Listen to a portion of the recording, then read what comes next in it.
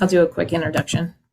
We should be able to see if that Zoom is having any effect if people start popping into this meeting. Is that correct? That's correct. Okay. Okay, so hello everyone. We're sorry about the technical difficulties. We're still trying to figure out the whole Facebook Live thing.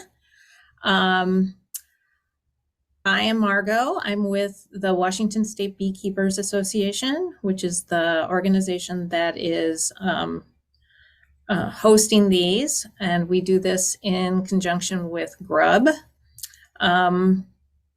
I want to introduce in fact, I'm going to allow our speaker to introduce himself, as I have been trying to deal with the Facebook difficulties, and I'm afraid that I am going to murder his last name. So Dave, take it away. Well, thank you, Margot, and fair enough. You keep working on technical things, and I'll do a couple of bee things here. My name is Dave Scheifelbein. I run a small business out of Seattle, Washington called Elite Honey and Bee. And anyone who's interested in looking that up, it's just elitehoneyandbee.com, all spelled out.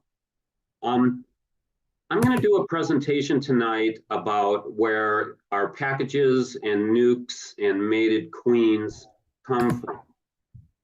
And I got the idea for this talk a couple of years ago. My business is multifaceted, and part of that business is running hives. I have about 100 hives of my own.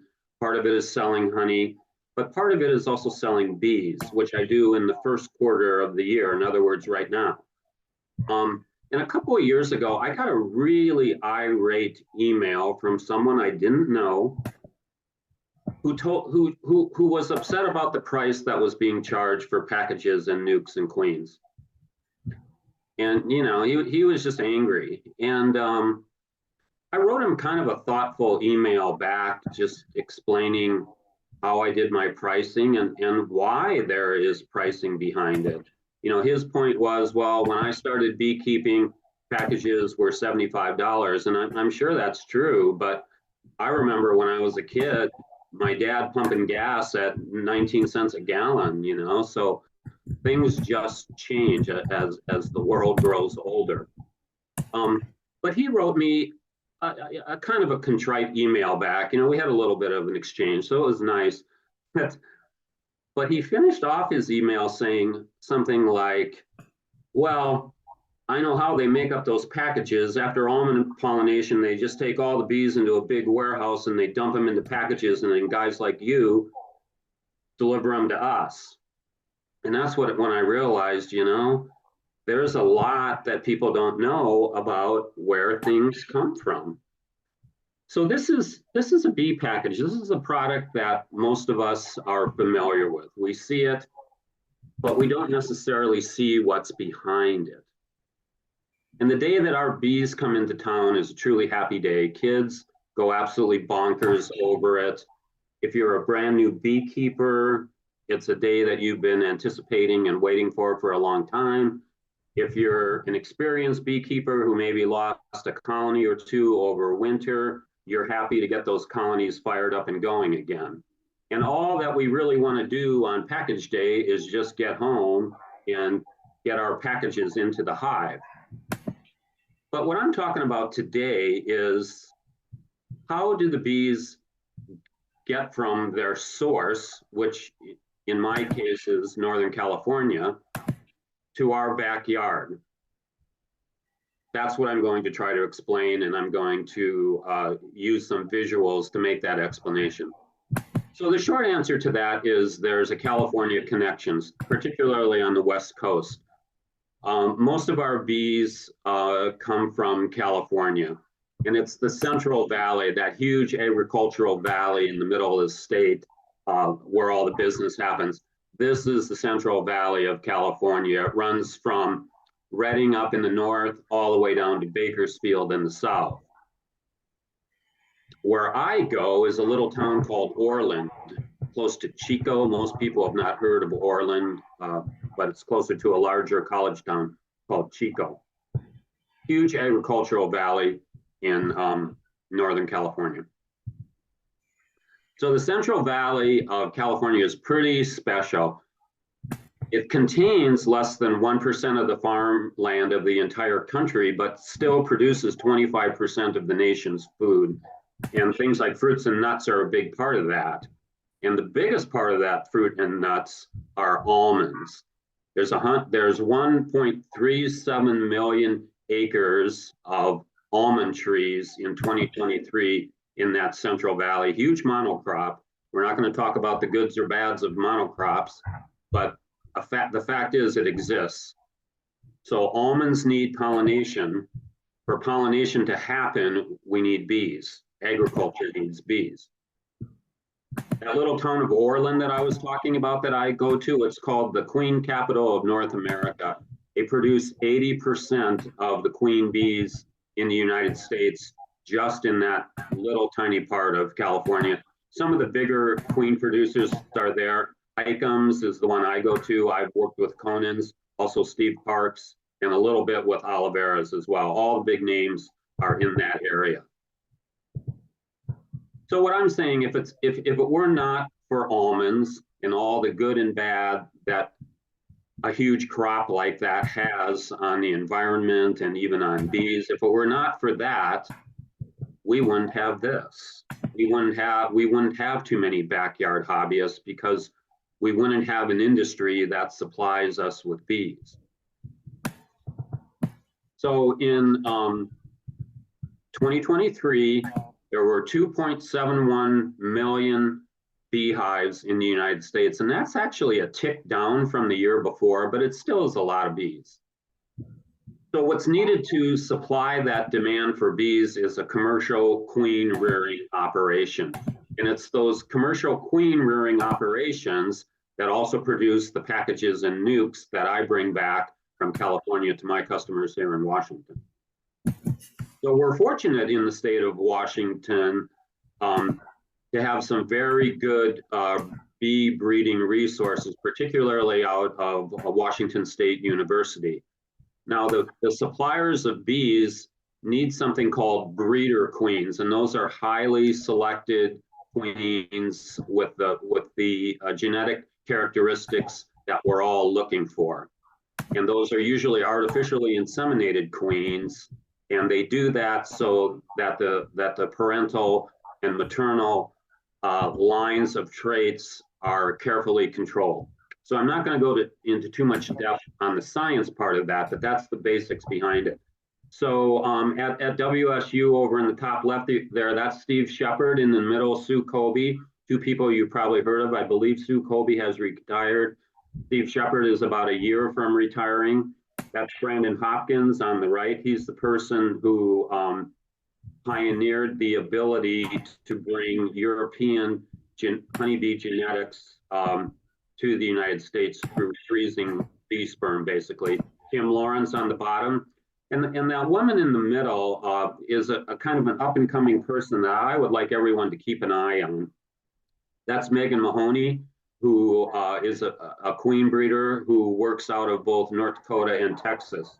And we used some of her breeder queens last year. I should say the supplier that I go to used her breeder queens last year. So we already have some of her bee stock in Washington, and more of it will be coming this year.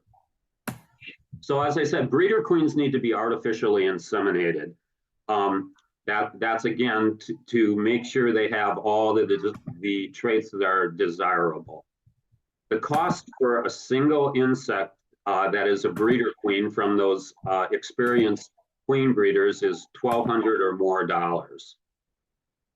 The bees that I bring to you, the packages that I bring to you, the queens in those packages are daughters of these artificially inseminated breeder queens. So the chain line that the way the chain works is you start with a breeder queen. She produces eggs which turn into larvae. The larva is taken from the queen cells by a process called grafting and put into individual cell cups. Those grafted larvae grow into queen cells, and those developing queen cells are the makeup of the queens that go into packages in Nucs that I bring to you. And I also sell queens throughout the season. They're all coming from that same place. They're daughters of the breeder queens. So to supply a program like this and the heavy demand for queens, an aggressive breeding, aggressive grafting program has to be in place. So a supplier like mine has to have a bunch of these breeder queens, and they reside in hives like this. Now those look like just standard 10-frame deep hives. One of the themes that you'll take away from this conversation tonight is all the equipment that these queen producers use. A lot of it is modified equipment. So we're going to dig a little deeper into that to see how they modified this to make this active grafting program work for them. After the grafting stage, the queen cells need to be developed in individual queenless hives. Those are also called cell building hives. So here's a photo of a ton of cell building hives. These are all queenless hives that they put grafted larvae into. The grafted larvae are turned into queen cells, and then those queen cells are harvested from those hives. But let's get back and start with the breeder colonies. Like as I said, those look like 10-frame hives, and they are, but they're modified gear. So how do we harvest larvae? That's Manuel on the right, a 40+ year employee who works at harvesting the larvae. So this is looking in one of those breeder hives. The thing to look for here is this division between these two sides. These are support frames of bees and pollen and nectar. And these bees can cross into this section here, but the queens who live either here or here cannot cross out. So basically, all these hives have a single queen, and she's confined to this little section here or this little section here. Every 4 days, they go in and harvest larvae because an egg is an egg for 3 days. On the 4th day, it's larva. That's the day that they take it out of the hive. So Manuel is going into this hive to look for 4-day-old larvae. He's opened up the hive, pulls out one of the frames. You can see that's modified gear too. They're tiny little frames because they have to fit in just half of the hive. He locates the queen. There's one of the $1,200 breeder queens right there. He picks her up very carefully from the frame. You don't want to crush a $1,200 queen. And he moves her to the other side. So what he's done is taken the queen out of the equation on this side of the box, put her on this side so she can start the process all over again. Now he lifts out one of those little frames, he shakes the bees off into this funnel, shakes them back into the hive, and what he's left with is a frame full of 4-day-old larvae, which is ready for grafting. So he passes off that frame ready for grafting, and it goes inside of a building to where the grafter is waiting. And those larvae are transferred into special cell cups. Here's someone at the grafting table. She's using a tool to reach into a cell, to pull out larvae, to put it into these cups. You can see she uses a magnifying glass sometimes so she can see what she's doing. Very meticulous, detailed work. And these people get really fast at it. If you've ever tried grafting before, as I have, it's a learned skill. And these people are fast just because they do it day in and day out. So the grafted larva is now going to go into the queenless cell building colonies, which is this whole huge group of hives here. So the cell builders are opened up. You can see they're very robust hives. And the person opening the hive is pulling out a frame that's been in there probably 6-7 days. And it went in as a 4-day-old larva. It's coming out as a capped queen cell. So here's some of the the newly grafted cells. So there's larva in here. This gentleman is bringing it over to the guy that opened the hive, and they're going to do an exchange. This person in the blue is going to take this frame and put it in the hive, and he's going to take out the frame of queen cells. So there's the frame of queen cells full of bees. He's got to get the bees off without damaging those cells. And that's what's left over.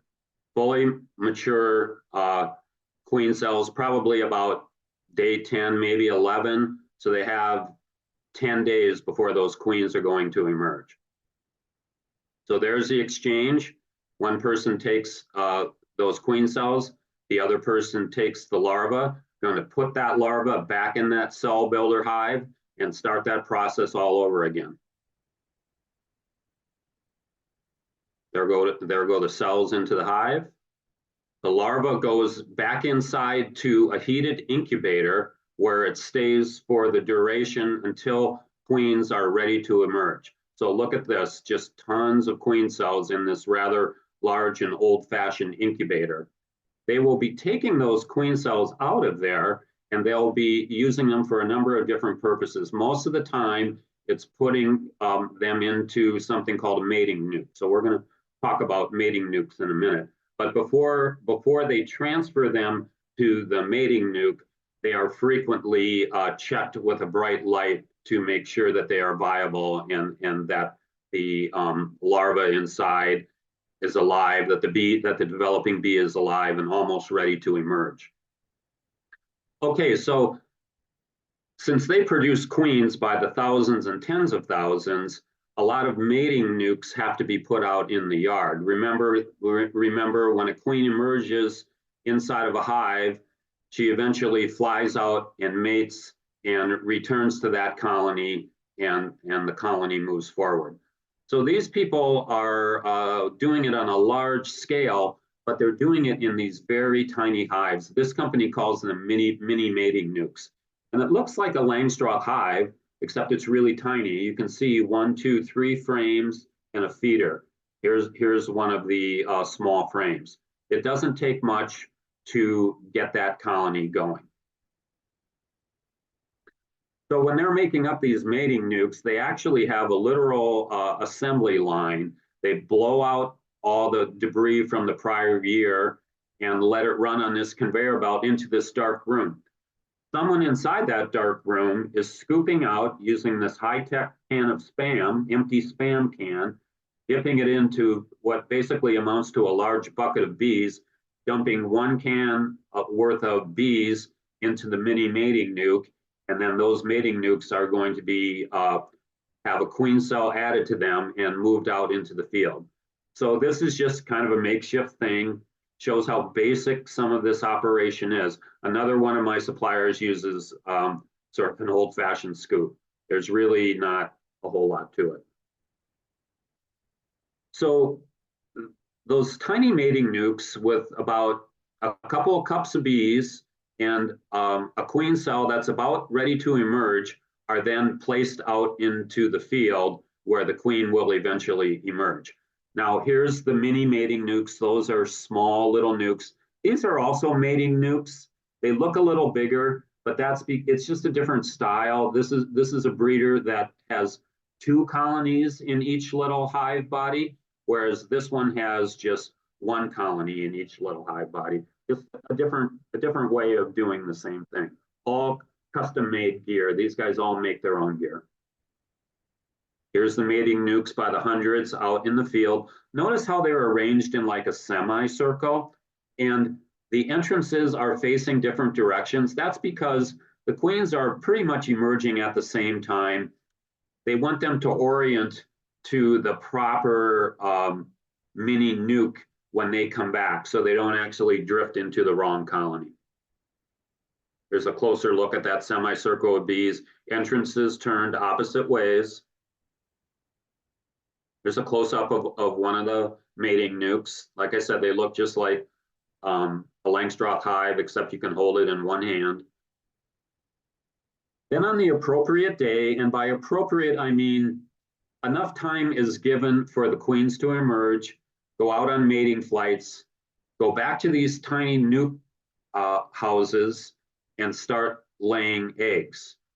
When that appropriate time comes, and it's about day, it's not only about number of days, it's also about mating weather. So the person in charge of this has both of those things to keep an eye on. Bees won't mate if it's crappy weather. So once the appropriate time comes, a crew has to go out to all these little hives and collect mated queens. So here's a queen picking crew. Usually it's between 3 and 6 people. This is 6 people. And they just go out into the field early in the morning and they work these little hives. What they're doing is looking for queens that have successfully mated and are laying. It's really fun to watch these people. They're all super experienced. This guy in particular has been there between 30 and 40 years. He wears a knee pad because he's got a style of sitting that's comfortable for him to do this all day. Everybody has their own techniques. He doesn't wear gloves at all. They all wear at least face protection, but then it's a personal preference as to how much they're going to cover up after that. The days get hot down there, so that's one consideration to make. When I'm in California, it's early in the spring and it's pretty green, but wildfires are always a worry in California. Some of the time, smokers are needed, but when they're not needed, they resort to other things. These folks all have a spray bottle of liquid smoke to kind of clear bees out of the way in the same way that you would with a smoker that we're used to in the Northwest. Specially designed stools. Here's empty queen cages inside the stool. Everything is just an arm length away to get this job done. So he's opened up a hive, pulling out frames, looking for the queen and evidence that she is laying. When he sees all of that, he just plucks the queen off the frame, sticks her into that cage that we're all familiar with, the one that goes into our packages, puts a cork on it, and moves on to another hive. Here's someone else doing the same job. You can see her style of protection is a little different. She doesn't want to get stung in the ankles, so she's got gaiters on. She has a little more protective clothing on. A lot of the pickers will wear gloves, but you can see, actually I'll go back here. You can see she's cut out the fingers, so she has the ability to gently grip a queen and lift her off the frame. So here's the queen, nice Italian. She pulls her off. There's a good view. I always tease this woman because her nails inevitably match the color of the gloves that she's wearing. So she pulls the queen off, puts her in the cage. Once a number of queens have been collected, they're put onto a frame. So you can see there's a whole bunch of newly mated queens here that have been picked out of those nucs. They're put on a frame. They're going to go into something called a queen bank. Now here they keep careful track of everything that they pull. I don't know if you can see this. This is the date I took that picture, April 21st, 2022. The name of the apiary, this is a eucalyptus apiary. There are 63 queens on this frame. The race is Caucasian, and they're in something called a California mini cage. It's a type of cage that we generally see in our queens in packages up here. There's different types of queen cages, but that's the one that these folks are using. And then all these frames, each with scores of queens, go into a deep box, and that's a queen bank. They just fill it up, hundreds of queens. And those queens are put away for a few days, full of nurse bees just overflowing. It's a bit chaotic in these rooms, but nurse bees just want to be around queens, so they're taking care of them. They're being fed with these feeder cans on top of the hives. Sometimes the queens are marked. So that's another step in an already laborious process. Each one of those queens had to be pulled individually and stuck in a cage, then stuck in a frame, then stuck in a bank. To mark queens, the process has to be reversed. You have to pull the frame out, get all the bees off it, bring the frame inside, pull all the queen cages out, open them one by one, mark the queen, put the cork back in, and then box them up to be shipped or to be put back into a queen bank. It's not a small process at all. It's very labor intensive.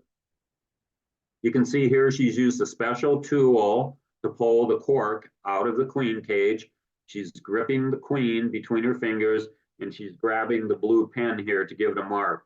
So the fact that she's giving it a blue mark means that I took that photo in a year that ends in 5 or 0. So I probably shot that, I had to have shot it either in 2015 or 2020, because blue was the color that year.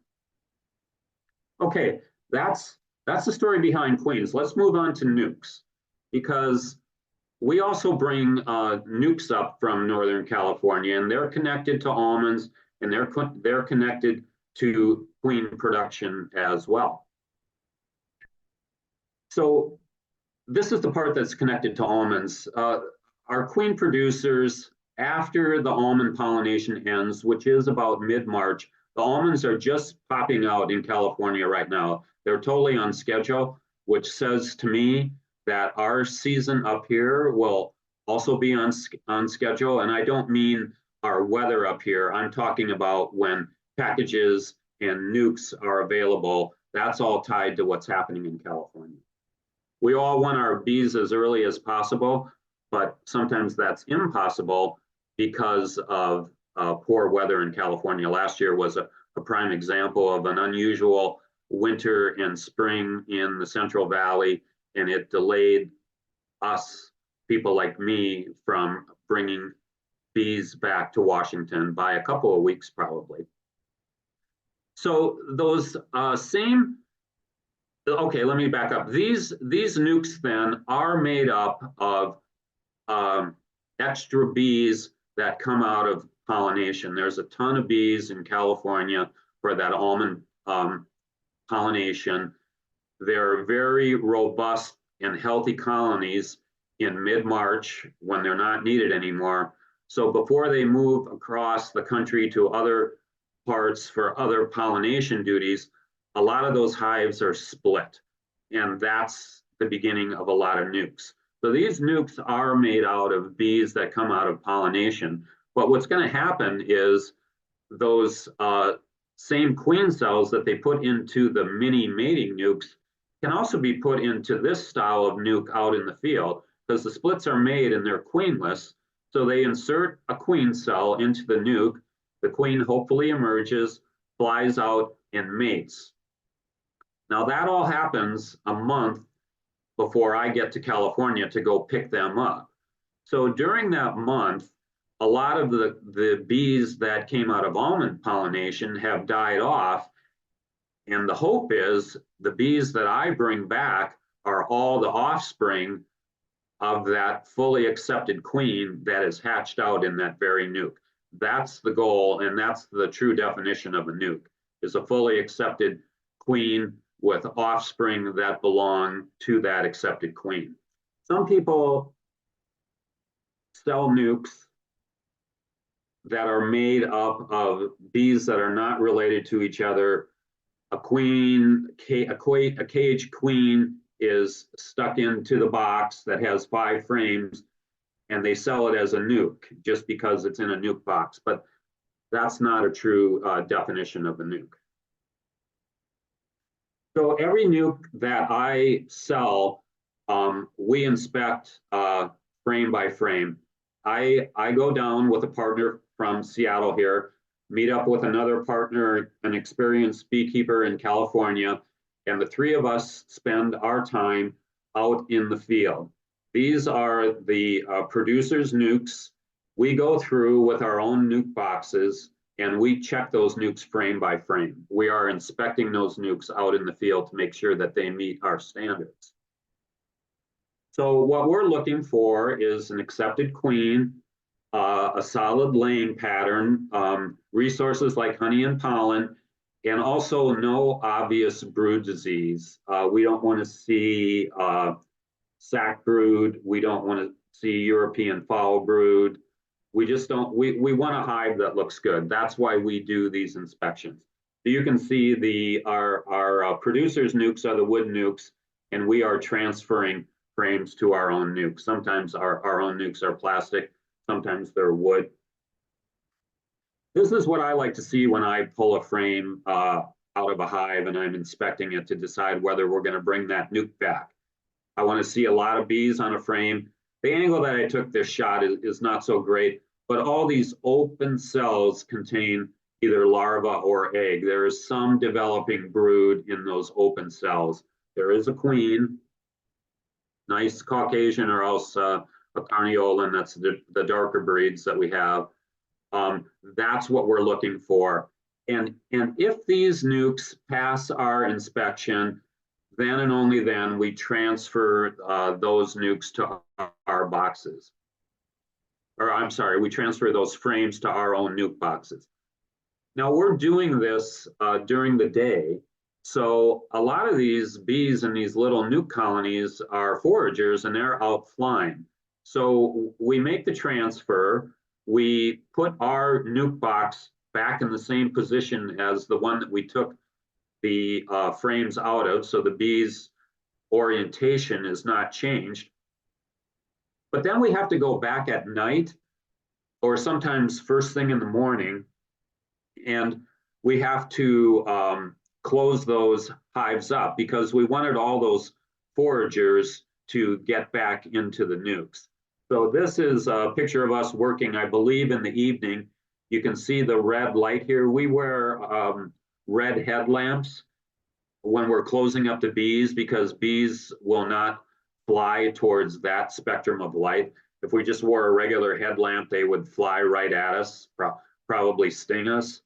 But if you wear red, they pretty much don't even know that you're there. So and then we load up our own nuke boxes before the drive back to Seattle. Okay, so that covered nukes and individual mated queens. Let's talk about packages now, because a lot of people are familiar with packages. A lot of people don't buy nukes when they need new bees, they buy a package. So the process of making package bees starts at sunrise. I grew up in a farming community in the Midwest. Farmers were early risers. These people are all bee farmers, so they're up with the sun. Loading up the gear, those are all the empty package boxes that are going to go out into the field to be filled with bees. They start early because it gets hot. And these people are also fully suited up in the hot sun. So they get going easily by 6 in the morning and probably knock off before the heat of the day, maybe about 2 in the afternoon. But they're working out in the sun and it's warm. So it's important to get going early. So everything is loaded up. This is a truck with a bunch of empty package boxes, feeder cans, assorted other gear that we'll talk about in a minute. And we head out to isolated apiaries out in the field. It's an apiary like this, which is easily 50 hives. We're going to be using those hives as our resources to fill the package boxes. Process starts with the hives just being visually inspected. Pretty much all the hives are double deeps. You can see they're pretty robust hives. This is a very quick process. They're looking to see no problems, no obvious problems, and just how robust the colony is. So all the hives are opened up. The next thing that happens are queen excluders are put on top of all the open hives. Next, a modified medium box is put on top of those excluders.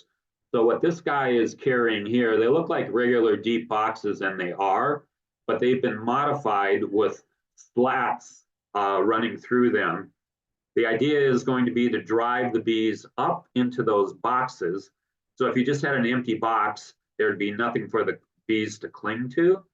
So these boxes have been modified. This is what they look like when viewed from underneath. Looks almost like a slatted rack. just a bunch of pieces of wood running across the body of the hive so the bees have something to cling to. There's a lot of other specialized equipment. These metal cages are what the bees are dumped into. They have big funnels that set on top of them, and you'll see what that's all about just as we proceed. So the idea is to drive the bees up from those two bottom deep boxes into the modified box on top. And that's done with smoke and fume boards.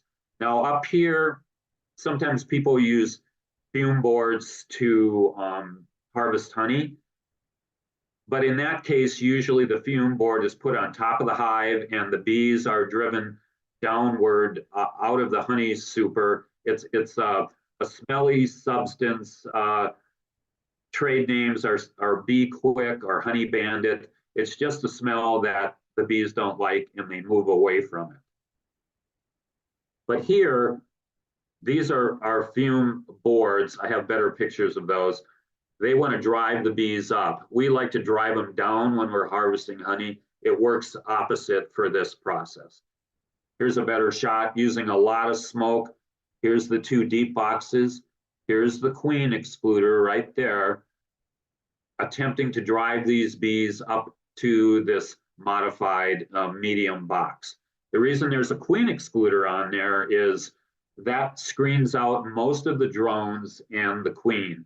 And it's what keeps a queen from accidentally falling into a package. You don't want that. I want to say just a little bit about smokers again and safety in California, because they do a lot of things down here that are down there that we don't think about doing up here, at least on this side of the state regarding fire safety. These guys, if they ever set their smoker on the ground, which is very rare, they'll set it on the bellows like that. Now, they need to use smoke. You saw that because they have to drive those bees upwards. I mean, they would probably prefer not to use smoke like the queen pickers, but in that situation where you want to move a lot of bees up very fast, smoke is required. So they're very, very careful about what they're doing with their smoker because no one wants to be known as the person that burned down the Central Valley, I guess. So at the end of a shift, working with the bees, they use burlap in their smokers down there primarily. They'll dump that out and they'll bury it. Or here's a case of just a kind of a permanent metal pipe that's out in the apiary. They'll dump the contents of their smoker down into that metal pipe, probably dump some water on it. But the attempt is to not set this dry grass on fire. They're very careful about it and they all take it very seriously. Okay, I put this picture in for a few different reasons. Number one, you can see the chaotic nature of bees. That's why these guys are fully suited up when they're out working in the hot sun. There's a lot of bees flying. But they also, and the second reason I wanted you to see again what that modified box looks like. It's not just a simple Western. It's a Western with a bunch of perches for the bees to cling to. But the third thing is these guys are all experienced and they work together. They're a mobile factory. They're like a well-oiled machine out in the field. They all know their jobs. They execute them well and they're efficient. This particular group doesn't like to walk around with these boxes. They like to throw them, which I'm sure OSHA would frown on, but it's a great spectacle to watch. When this person is going to toss one over here, he gives a yell, he makes sure everybody knows it and that they know to duck, and then he just lets it fly and it goes to where it's supposed to go without him having to walk all the way over there. It's pretty amazing to watch.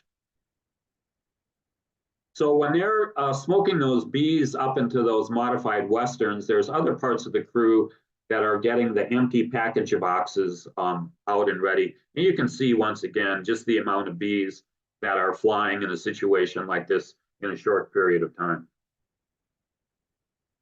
Another piece of specialized gear is that big metal queen or on bee box that all the bees are going to get dumped into. There's a big funnel, also specially constructed, that goes on top of that box. When we bring a 3-pound package of bees back to Washington, that is literally 3 pounds of bees. They use an old-fashioned balance scale. This is a 3-pound weight duct taped together. This is a funnel. The bees are going to get poured through this funnel into this, which looks like a funnel, but it's really just a funnel-shaped vessel. And there's 2 of them. You can see they have a bottom on them. So you've got a funnel and 2 vessels. We also have those banks of queens, because queens need to be stuck into each and every package box. So all these things are getting ready. There's a guy pulling queens out of the queen bank.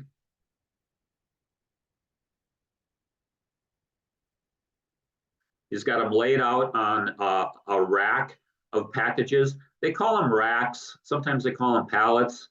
There's usually 5 of these all pre-put together before they come out in the field. So this is a pallet or a rack of 5 empty package boxes. So he's got 5 cage queens laid out and ready to go. Notice he places them with the screen down just to keep other bees away from them.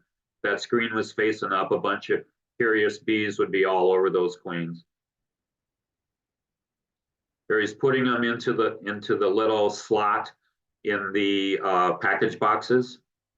If anyone's worked with a package before, you know what I'm talking about.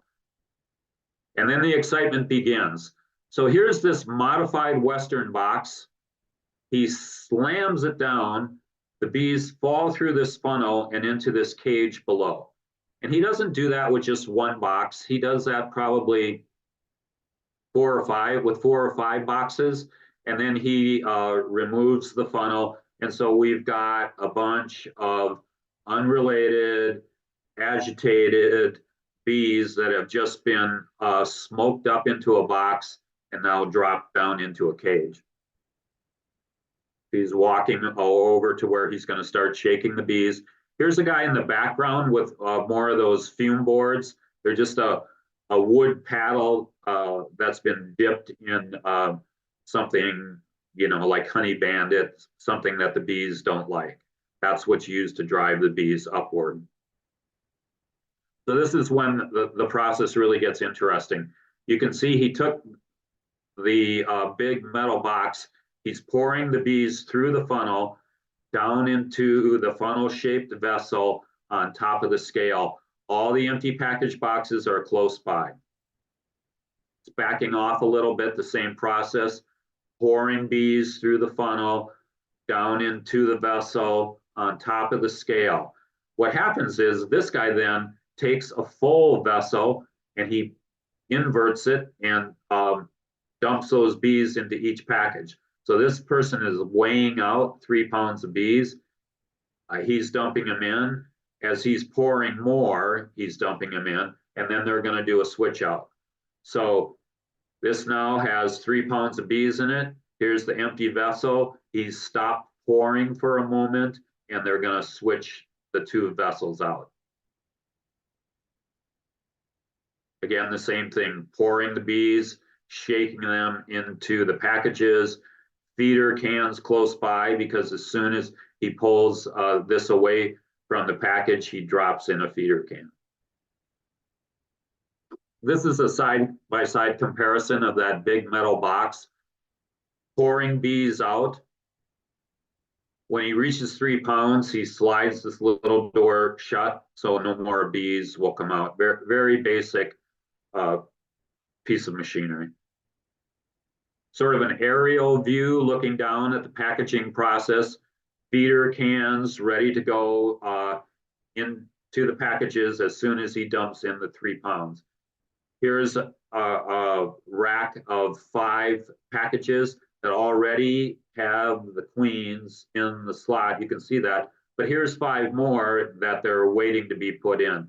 They get this system just rolling that if when they're not doing one thing, they're doing something else to get ready for the job that follows it. That's why it's so fascinating to watch, and that's why it's just like watching machine, except the machine is made up of human beings. Again, pouring the bees, shaking them into the package. And this is repeated for a couple of hours or more until that particular apiary is depleted for the day. So slamming down the modified box, putting the bees into the metal cage, taking off the funnel, walking back with that full cage of bees, and doing all the pouring once again.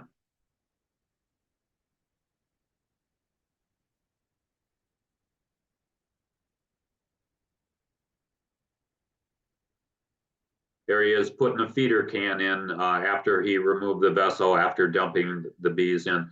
I had said racks of bees are usually 5 packages. Here's an example of 4.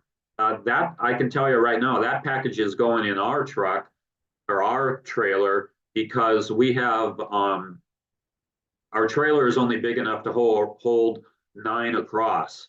So they make up these pallets of 4 especially for us. There he is stacking up the bees. Again, that's a rack of 4 instead of 5 packages. All the bees get stacked up on a pallet. Look how many bees are clinging to the outside. Again, that chaos of bees continues. We call those hitchhikers. A lot of those bees will be blown off as they leave the bee yard and they'll find their way back to some hive. But some of them hitchhike from out here in the field all the way up here to Washington. You know, we have a lot of hitchhikers that, because bees like to be around bees, they have clung to the outside of these packages from Northern California all the way to Seattle. So once a pallet is full, it's picked up by a forklift sometimes, loaded up, a lot of hitchhikers. They're put on trucks. Sometimes that process is a manual process. It just depends on the apiary and the equipment available that day. But the basic idea is all the packaged bees get loaded up on a truck. They're secured. Once again, take note of the chaotic amount of bees flying around. It's pretty incredible to be in the middle of that. And then the apiary gets cleaned up. Now remember, it's not what my critical friend talked about all the bees getting thrown into a warehouse and just dumped into package boxes, and that's the end of it. These colonies out in the field are production colonies. They need them to build back up again so they can do the packaging process all over again a couple weeks later. The packages are made not all at one time. That's spaced out over 4 to 6 week, a 4 to 6 week period of time. It'll go from early April to sometimes mid-May. So they don't just take a bunch of bees out of there and then leave them alone. They feed them, they get them robust. They need those bees to build back up again so they can load up more packages. And in California, I don't know if people are familiar with this. Up here, we don't tend to feed externally so often. We tend to feed internally. But down there, all the feed, it's warm enough that all the feeding is external. So those are top feeders. They just stick a can on a hole on the top of a hive. So here it is, that apiary all cleaned up once again. All the hives have feeder cans on. Here's our packages of bees, and we're headed back to headquarters, basically, to where there's a warehouse. And all the packages are then unloaded, and they're put in a dark, cool warehouse with ventilation, but dark and cool are the key factors. You want those bees to settle back down. You want them to cluster up. You want them to be calm before you then load them up and I drive them back to Seattle. So the way that we load bees into trucks and trailers is just a math problem. And I don't figure that out. The people that I buy bees from are quite experienced at it. So they just take measurements. They know how much room their system takes up. That's how we learned that we could only fit 9 across on our trailer instead of 10 across. And they just do a little bit of math with a calculator and a tape measure, and they figure out how they're going to load those bees into the trailer. That's usually done before loading day. This is another example. This is my trailer in the background there. Here's our man measuring how tall our nucs are. We have a combination of wood nucs and plastic nucs. So he's telling us how many we can load in, how high they have to go. And then he also knows how much space he has to put the required number of packages into. So we do the drive from Northern California back to Seattle in one day. So once again, we have to get going very, very early in the morning because it's a 12 to 15-hour drive for us to get back.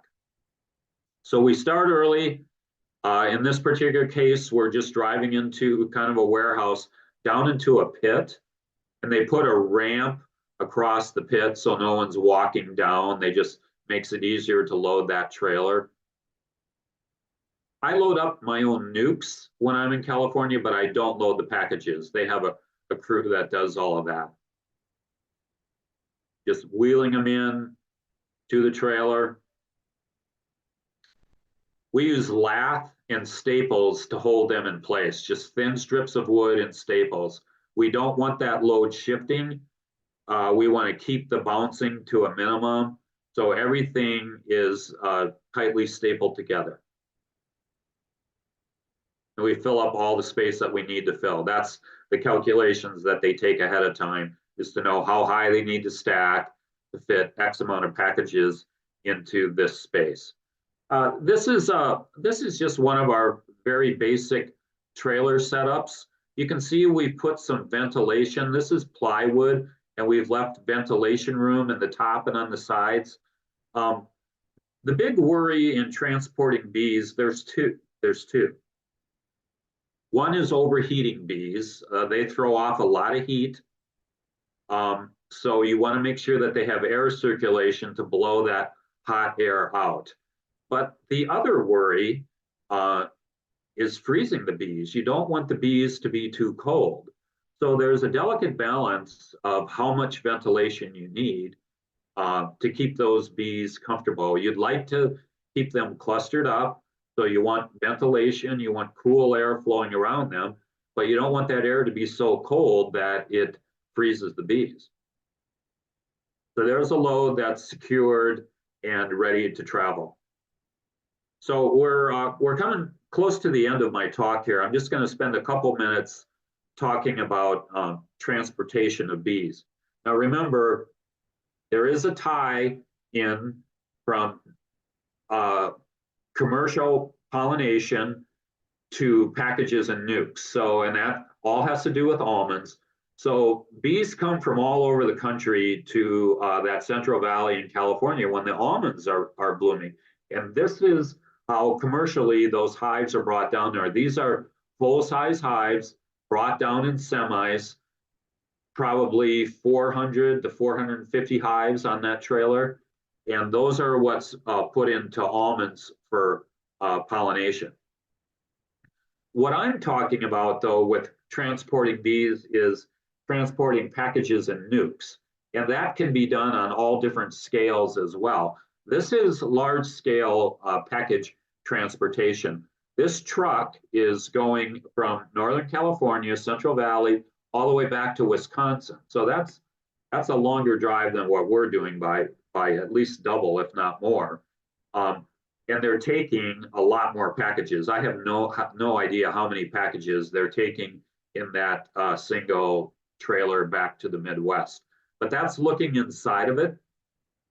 You can see again, all these fans, they're concerned about adequate ventilation inside that trailer. That's a lot of bees are going to throw out a lot of heat.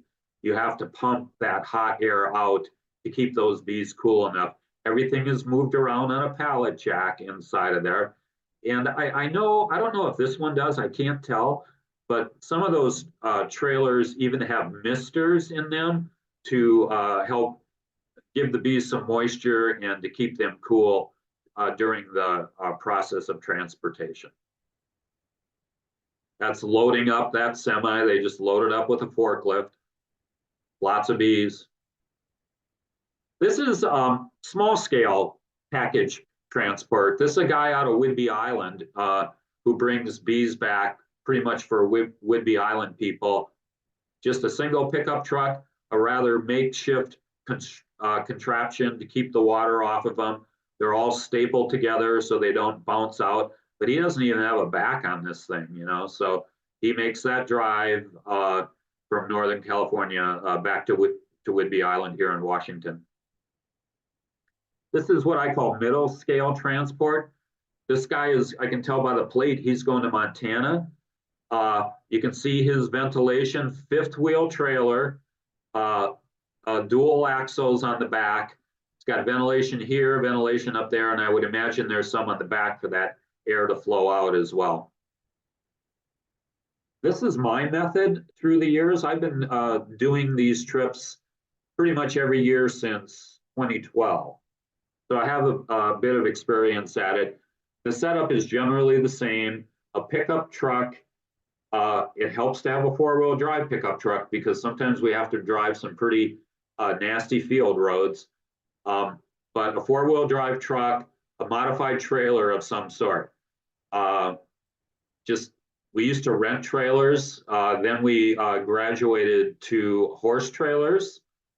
Horse trailers are nice because they're already, they have adequate ventilation because they're already made to carry livestock, but they're heavy and a little bit unwieldy. So this is our current setup. Again, four-wheel drive truck, basic trailer, dual axle. The weight of our bees plus our trailer can be 5,000 to 6,000 pounds. So you need a trailer that's hardy enough to carry that weight. Our modification on this trailer are these sides. And what we've come up with through the years, we have a roof on it too, but we've come up with using pegboard for the sides of our trailer. Pegboard has the tiny holes in it, so it allows air to flow through, but it's not so much air that it's chilling the bees. It's enough to give them air, but not so much that it cools them down too much. And we like to say, since we bring our bees up from California in one day, there's Amazon's got nothing on us as far as our delivery time goes. Okay, this is actually looking inside of one of our trailers, all loaded up. I think there's some Nucs in front of this, packages in the back, but you can actually now see those holes in our pegboard. And that's what I was talking about. That's what allows us to have air flowing through the trailer, but not necessarily blasting it in an adverse way.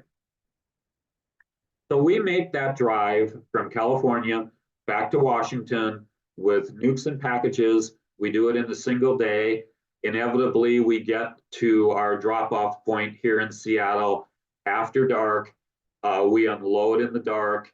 We put them in a garage, a nice cool garage with fans. We turn out the lights. We're essentially doing the same thing that happened in the warehouse in California, where the bees just sat overnight.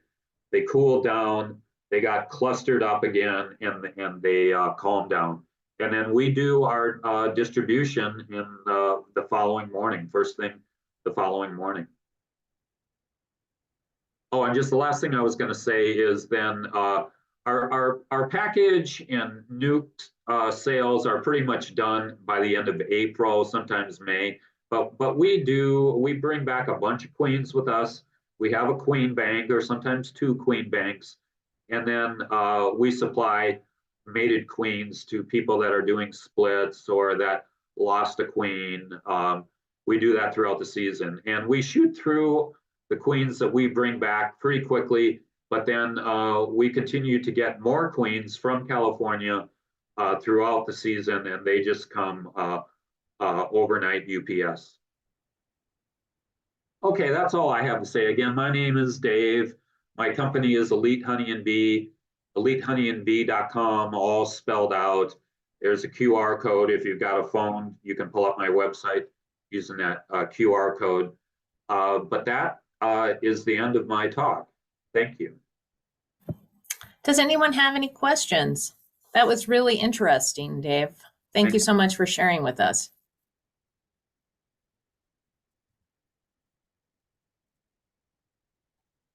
Well, we didn't get any questions in the chat, and it appears that our participants aren't going to ask any questions. So I may have missed this. When do you find out what day it's going to be? What date our deliveries are?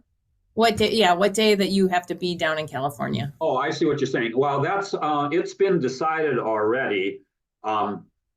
So we make. I put in an order for bees based on prior years and what I think I can sell. So there's a little bit of an estimate happening there. I get put on my distributor's calendar. I make 2 trips down, and I'm down there for 3 days usually, and I drive back on a Saturday and I distribute on a Sunday. So I can't remember exactly what dates I'm down there, but I do know the 2 distribution dates. One is April 14th, and one is 2 weeks later, April 28th. And so we're on the schedule for that.